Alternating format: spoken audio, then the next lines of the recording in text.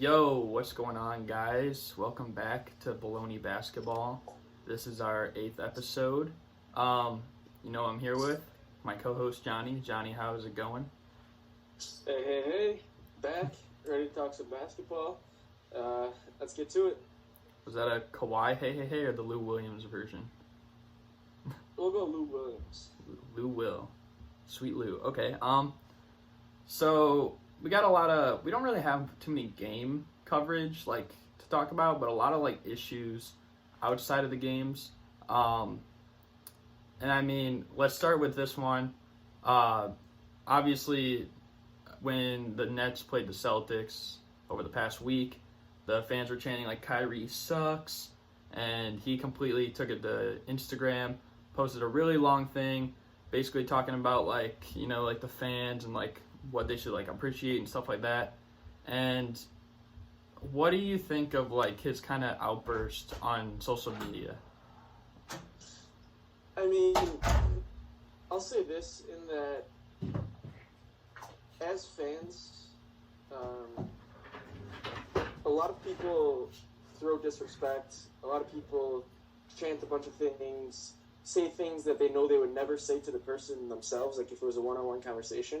And so as athletes, they have to, because they're on national stage and all this, they need to hold composure. They need to hold it all in on the court. But eventually it builds up and they just let something out. And I think that's kind of where Kyrie was at when he let that out on his Instagram story.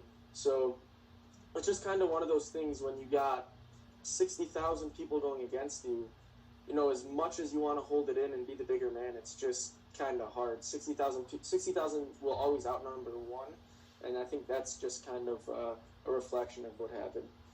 Yeah, I just think when you're at that stage with so many people that see you as a celebrity and stuff like that, it really doesn't do hardly anything, because he was basically saying how fans really shouldn't do that. They shouldn't be booing and stuff like that. It's kind of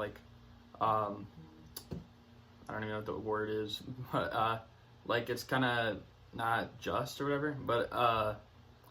But people are still gonna do it, so it really doesn't do anything going to social media and trying to say it, because they'll almost boo anybody that did any little thing bad that didn't result in them being successful.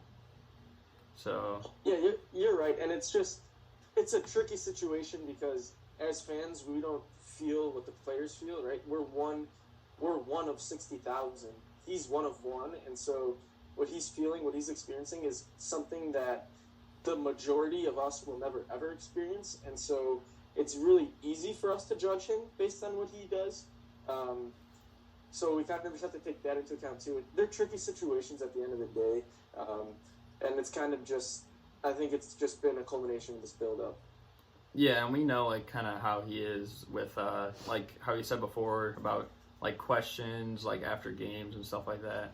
I just think for him personally, it's kind of a really a thing that you said, it kind of builds up and stuff like that. Yep. Moving on to the next topic, the Rockets and the Spurs played this past week. Rockets were up 22 at one point, and the game went to double overtime, and the Spurs actually won. But there was a specific moment with about 8 minutes left where James Harden dunked it, went in, and then looped around on top of the rim. It was really weird, and then bounced off, and I guess the refs thought he missed it and stuff like that. I'm gonna let you go first. What do you think? Because I know the Rockets were saying all this stuff they want to be credited the win or either replay the last 8 minutes. What do you think about that whole idea? I'll say this. Was it a dunk? Yes, the point should have counted. You're up 13 with 7.5 minutes left. Technically, with where the game was since it went into overtime, if they counted those 2 points, they would have won in regulation. But anybody knows that the game most likely would not have played out the way it did if he had those points. So we can't assume those things. So to me, they cannot automatically count the win, if they're going to do something, you have to replay those final 7.5 minutes. But that still feels a bit ticky-tacky in the fact that we can look at so many of these calls that should have been made and shouldn't have been made that impact games. But now all of a sudden we're just going to look at this one 2-point swing, and we're going to say we need to replay the game, or we need to replay 7.5 minutes, or we need to count this as a win. Like, to me, you can't do that at this point. Yeah, and to add to that, really, they were up 13 at that point, and the Spurs didn't even have LaMarcus Aldridge, who was an All-Star last year. But and the other thing, it kind of made me think, specifically, I don't know if you remember, I think 5 years ago or so, Kyle Lowry, he hit a 3 against the Kings or something, and they called him for an offensive foul, and it clearly wasn't, because they thought he kicked his leg out or something. It's not like they were protesting necessarily replay the last few minutes. They were upset, they wanted league officials to kind of do something about that specifically, but they didn't really want to replay the last I believe it was 30 seconds or something. But I think if you're up 20 against a team like the Spurs, who haven't really done anything notably good this season, and they're already missing one of their best players, I don't think there's really any reason that, because that basically ruins, what's the point if you're the Spurs, If you're down 13 and then you play out the rest of the game and the 2 overtimes just to get to that point and win, and then just for them to replay it, so it's basically that effort was wasted. Yeah, it's something that, to me, can't happen, but it's the NBA, so I've learned to expect the unexpected. But that's just where I am at the moment. Yeah. Moving on, though, 2 more Western Conference teams, or actually 3. But we're going to really touch on one, and that's the Los Angeles Lakers. They did lose to the Mavericks earlier this week, but they came back. They beat the Nuggets, and they beat the Jazz, both on the road. So, what do you think of this Lakers team? And then we'll kind of get into a little something after that. But what do you think of the Lakers so far? They're able to win on the road. They haven't lost back-to-back games yet this year. How do you feel about that? So everybody was kind of trashing the Lakers for a very easy schedule, this and that. And I was one of them in that, yes, I know it's hard to win. I know it's hard to win 8 games in a row, no matter how good the teams you play are, this and that. But at the end of the day, I think the fact now that they've beaten the Nuggets and the Jazz on back-to-back days kind of gives them some validity. The Jazz have underperformed to a large extent this year. Jokic still isn't where he's supposed to be with the Nuggets, but those are still 2 very quality wins. And so I think that they're heading in the right direction. They're 19-3, I believe. And I just see a Clippers-Lakers Western Conference Finals getting in gear, basically. I just want to see it happen.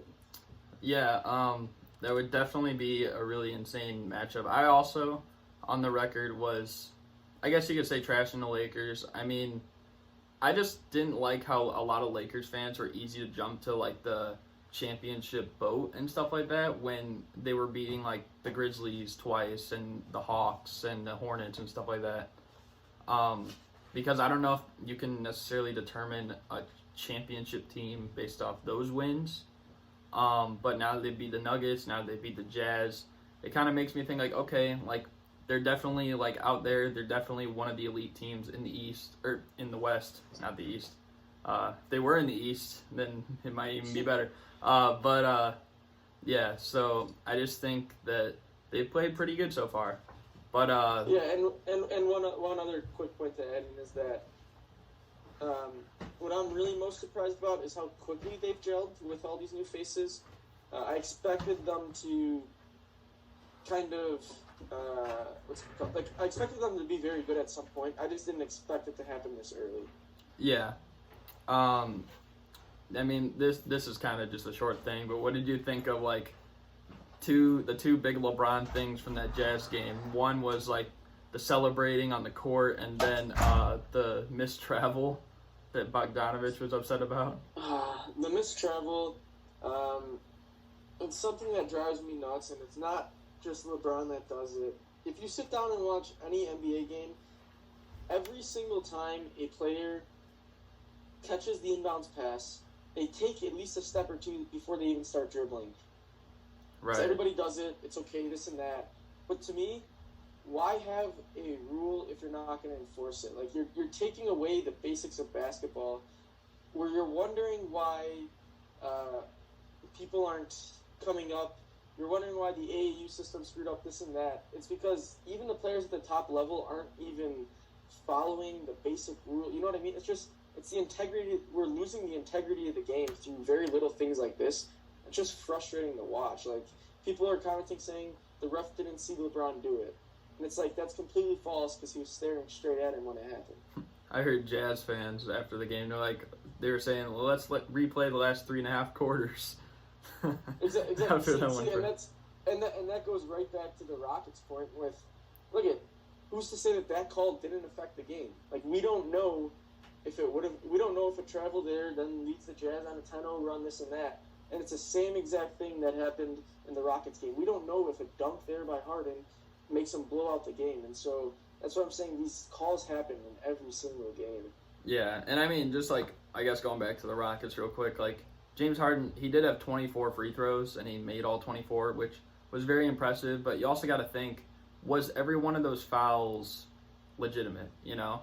Because I remember, I don't know if the last one was fair. Like, I didn't really see much of a foul call. But that's 2 points there. And, I mean, they want, like, the points for the dunk and stuff like that. But you also got to take into account what they did get for, like, certain calls, you know?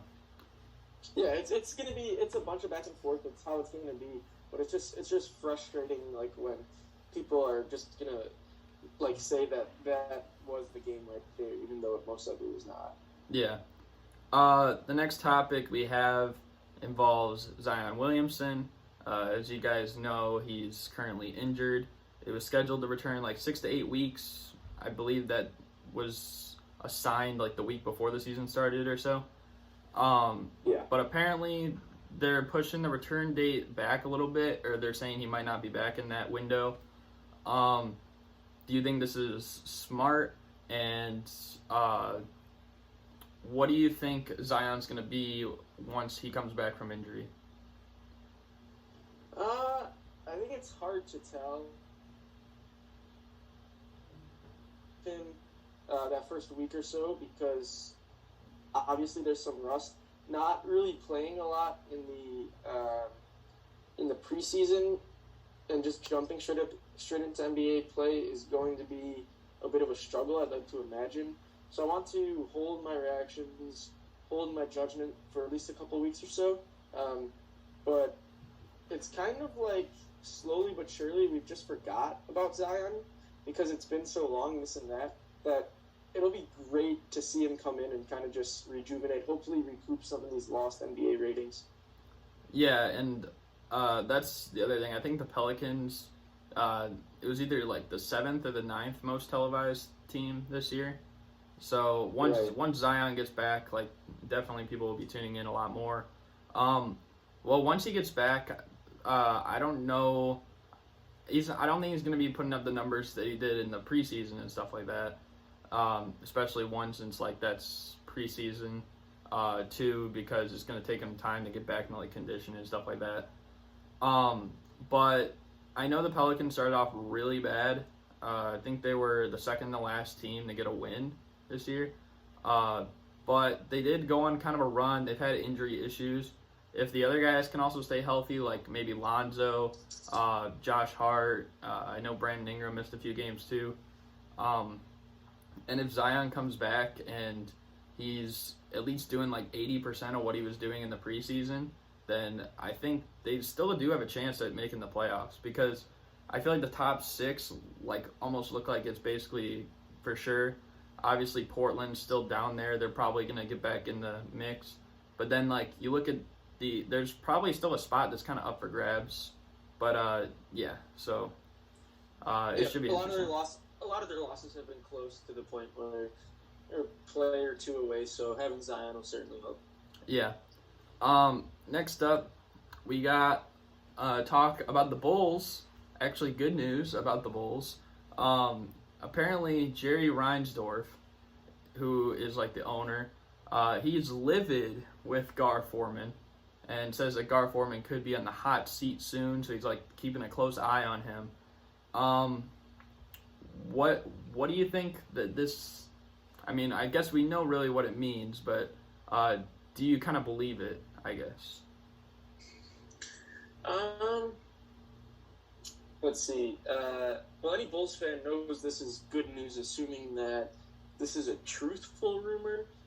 There have been talks about this happening for a while, about him being on the hot seat. So it's another one of those things where I got to see it to believe it. But it's certainly it's certainly something I want to happen, or the Bulls fans would like to see happen for rightful reason. But we'll see. We'll see what happens. Yeah, I actually made like a whole video on my YouTube channel about like the Bulls are becoming a laughing stock, and then I said like how most likely when Jerry Reinsdorf isn't the owner anymore, he's probably going to pass it down to his son, Michael Reinsdorf, and I guess he's the one who kind of confronted Jerry about Gar Forman and like keep an eye on him, because they haven't really done hardly anything over the past several years. So yeah, obviously if Gar Forman's gone, or maybe he like actually like figures out how to like do stuff properly in management, then yeah, it could be a huge plus for the Bulls. Yep. Moving on, this was kind of just like a report. I don't know how exactly truthful it is, but apparently, according to JB Barillo, he said that the Blazers might look to trade Whiteside and a first-round pick to bring back LaMarcus Aldridge once Nurkic gets healthy. I'll say this, if the Blazers keep doing well, because they've done a lot better ever since Melo's been there, I don't see them necessarily doing it, because like they'll have like chemistry gelling and stuff like that. And with like Nurkic, obviously we have to see how he is when he comes back. But yeah, I don't really see how much of a step that they would take with that move. But what are your thoughts on that? Well, I know Marcus has kind of talked about having a homecoming and coming back to Portland. Rumors have linked him to the Heat. Obviously, he'd help Portland, but if they do acquire LaMarcus Aldridge, you're looking at a starting lineup of probably Melo at the 3, and I think at this point in his career, Melo's a 4, and so I'm not positive exactly how great the fit would be considering what it would do to Melo, but adding somebody like LaMarcus would not help them, or would not hurt them. I'm sorry, I'll say that. Yeah, and I'll just add like the thing about Melo like being at a 3 or something. I know most people, when Melo was like for so long not on the team and stuff like that, people were assuming he'd get signed maybe like to be a bench player or something like that. But like with the Blazers, like it surprised everyone that he was in the starting lineup like right away. So like we really still haven't seen Melo come off the bench and where we can like say like, yeah, that worked out and stuff like that. Because he's only really done that with the Rockets, and we saw how that went. So he could have been like lying on first take. I'm not gonna say that he was, but we really don't know if he would be too okay with coming off the bench. And if he's playing at small forward, I don't know if that's really a good idea for the Blazers anyways. Yeah, he's not fit to play small forward in today's NBA, but we'll see which way the Rockets intend to pursue this LaMarcus Aldridge rumor. Or the Blazers, I'm sorry. Yeah. Moving on now to a team we don't really talk about, I feel like. The Orlando Magic. They've had a lot of injuries. Al-Farouq Aminu just tore his meniscus recently. Nikola Vucevic, who was an All-Star last year, he's been out. Michael Carter-Williams, I believe he just came back, but he's missed quite a bit of games.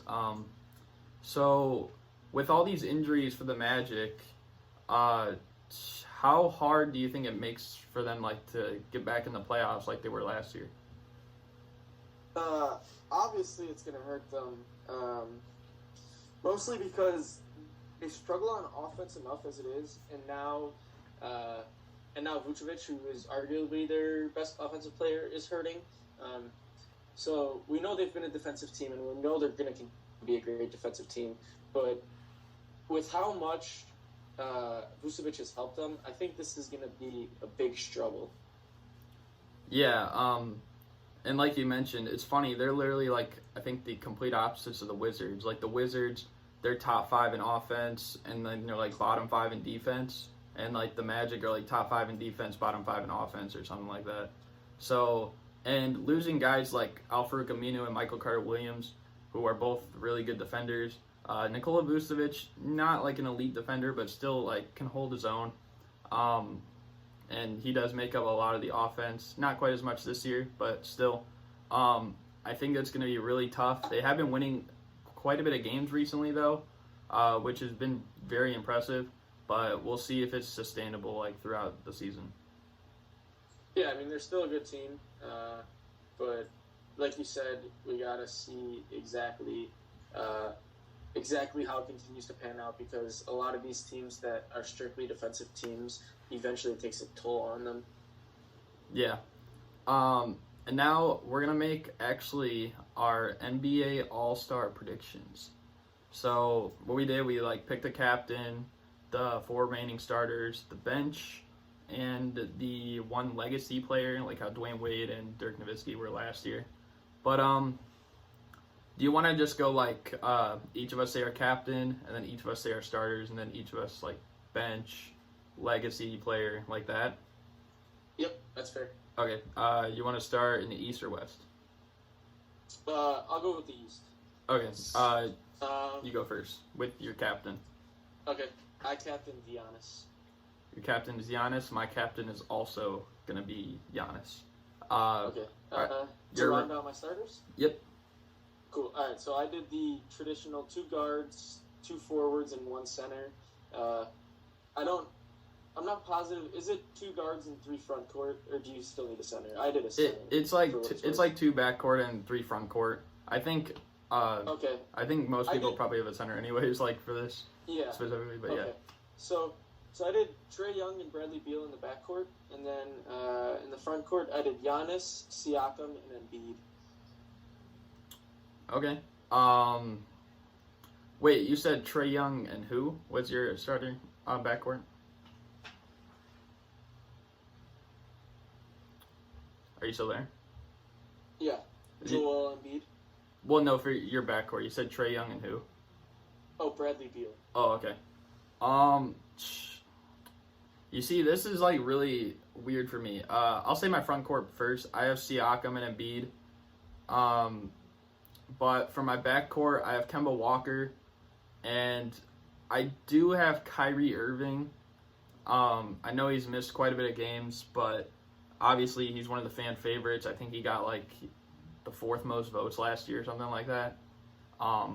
So it's likely that he'll most likely get in. I know talent-wise, he definitely deserves to be an All-Star, but it's just a matter of if he can get healthy.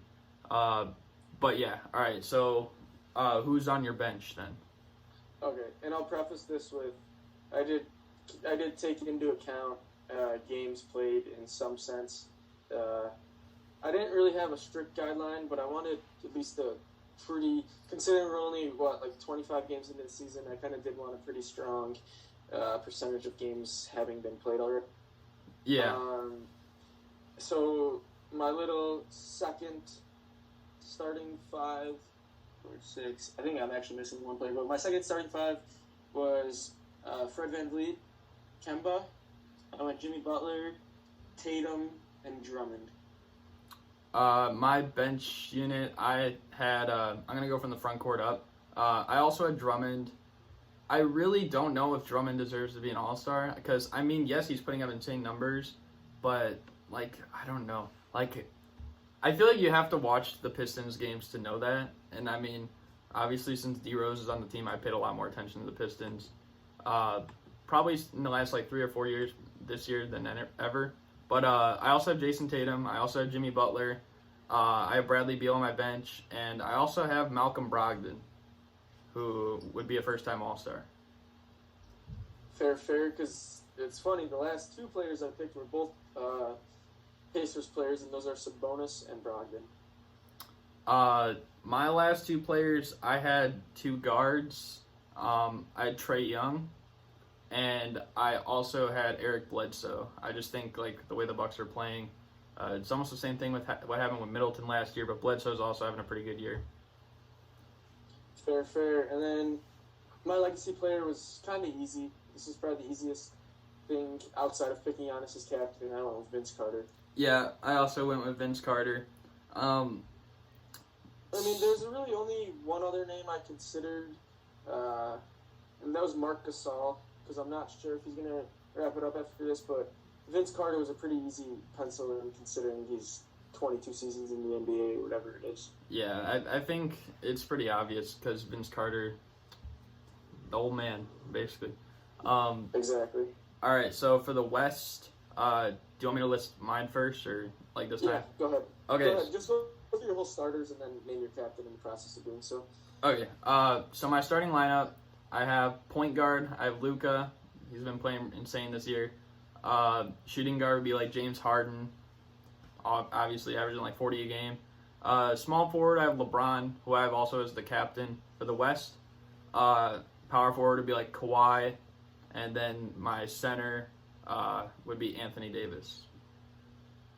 All right, I guess this makes this easy for me. Same starting lineup, except I chose Harden as my captain. Okay. I'm gonna go through my like next 5, so like my main bench 5. I have Damian Lillard. I think that's pretty obvious. He's not getting snubbed like the old days. Donovan Mitchell, who would be a first-time All-Star. Paul George. I know he's missed quite a bit of games, but he's playing really good that I basically had to put him in there. Karl Anthony Towns, who probably looks like the best center in the league right now. And then Nikola Jokic. I know he's not having a great statistical year, but you got to look at like where the Nuggets are. I think he's still an All-Star. But yeah, who did you have for your like main bench 5? All right, I had Lillard and Booker. So we need 3 front court players. Struggled a bit in piecing it together in the fact that I still kind of wanted to do like a small forward, power forward, center type combo. So I have Cat as the center. I went with Montrezl Harrell at the power forward. And while Paul George is clearly the superior player to who I picked, based on games played and this and that, I decided not to even include Paul George. And I went with Andrew Wiggins having a standout season. So I fell there that way. And then I guess I'll just kind of wrap up the squad with the 2 bench players. Outside of that, I went with Capella and Donovan Mitchell. Very interesting picks. I went with, for my 2 wild cards, I also went with Devin Booker. I think the way the Suns are playing, like, he'll actually be an All-Star this year. And I don't think you had him on your list, but I went with Brandon Ingram. He's playing insane. I knew I forgot somebody. The only knock, though...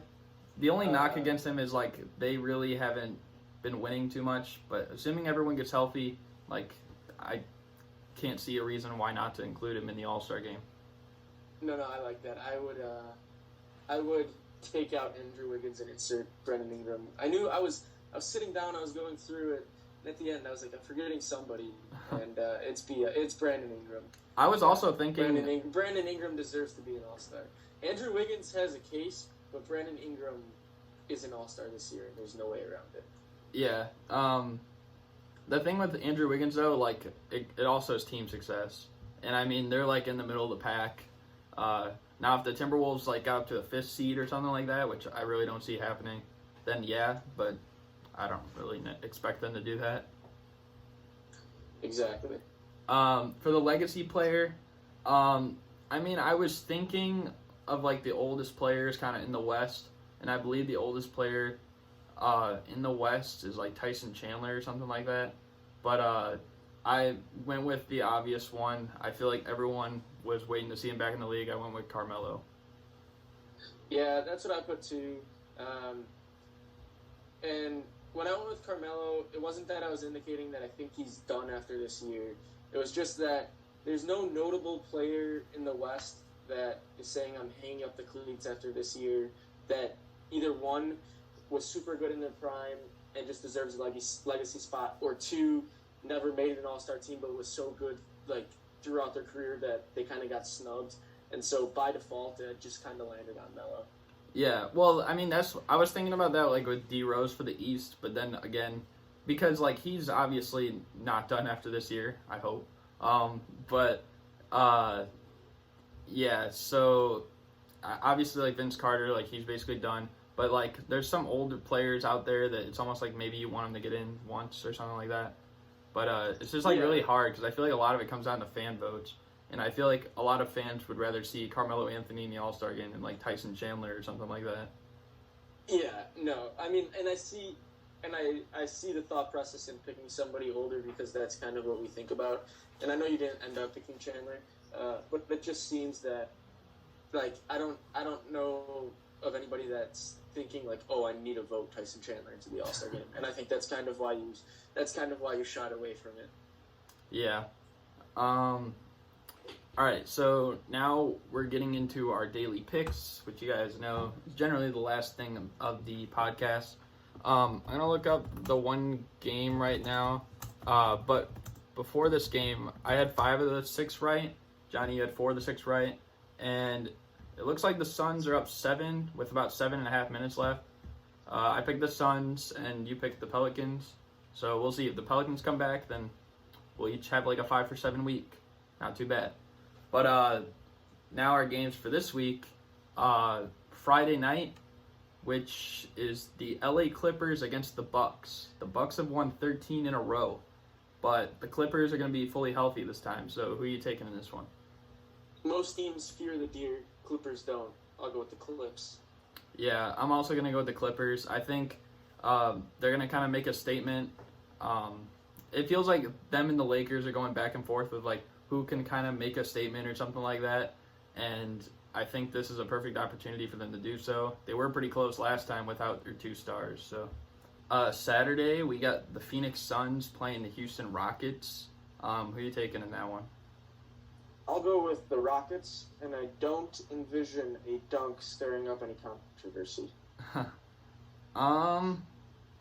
This one's tough. I'm going to go with the Rockets, though, as well. Just because they're at home. Maybe if it was in Phoenix, I'd give the Suns a chance, but no. Sunday, we got the Hawks and the Hornets. Who you got in that one? I'll go with the Hornets. I'm going to go with the Hawks in this one. They need some wins. Maybe they'll get one. Monday, Kings, Rockets. Who you got in that one? I'll go with the Rockets again. I'm going to take the Kings in this one. Tuesday, we got the Hawks and the Heat. Who's winning that one? The Heat. Yeah, I'm also going to go with the Heat. Wednesday, we got the Hornets and Nets. Who's winning that game? Brooklyn. I got the Nets as well. And then Thursday, we got a rematch of the second round last year. Portland and Denver. Who will win that one? I like the way Portland's coming together. I'm going to go with them. I'm actually going to go with Portland, too. I think the way they're playing is pretty nice. Denver has kind of been shaky a little bit, but we'll see. But, yeah, that basically concludes this episode. Is there anything you have to add, Johnny, or no? No, I think that's all. Looking forward to another great week, and I'm sure by the time we get on again next week, the whole James Harden dunk controversy will have played out. Yeah. Maybe the game will have played out. Again. Yeah, that's going to do it. We'll see you guys next week. We're out. Peace. Peace.